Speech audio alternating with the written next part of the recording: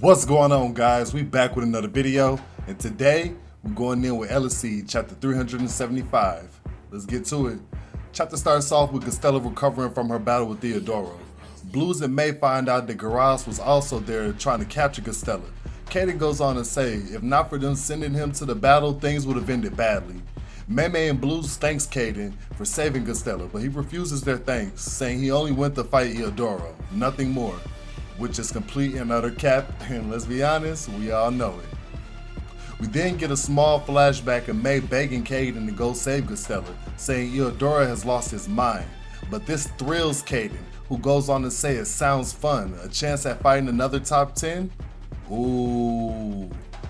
Our boy cooking with gas right now. Jiwoo then asks, is Gastella going to be okay? KAYDEN goes on to say she'll be fine. She absorbed Garas's power mid-fight and recovered. KAYDEN goes on to say, her powers help her recover by absorbing others' powers.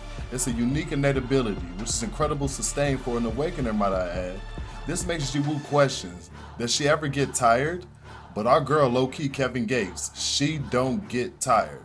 But KAYDEN goes on to say, in theory, yes. Plus it drains the opponent. It's also a very deadly offensive technique. May goes on to say, Gastella hates the power and views it as a curse, which is why she's always alone. Because no one wants to be around someone who can steal their power. And that makes so much sense.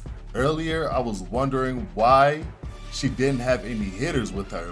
But come to find out, Gastella took Blue and May in as children, which makes Jiwoo wonder about her age, as he finds out that she's the oldest amongst the top 10. I'm not gonna lie, the lore dump is insane. We also find out that age doesn't matter the higher you climb in the rankings. The stronger one becomes, the slower they age. Which is scary because in theory, if you aren't him, you could live forever basically. At this point, Jiwoo was freaking out, wondering, how old are all of them really? Because are all of them older than they look? And in short, yes, they're all older than they look.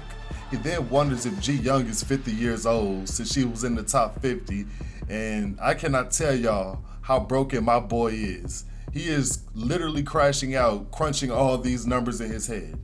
KAYDEN then goes on to say, it's a shame Gastella hates her powers, considering how amazing they are. So amazing he wants to run a fade with her this instant, which I am inclined to agree with. Listen, I agree with my boy.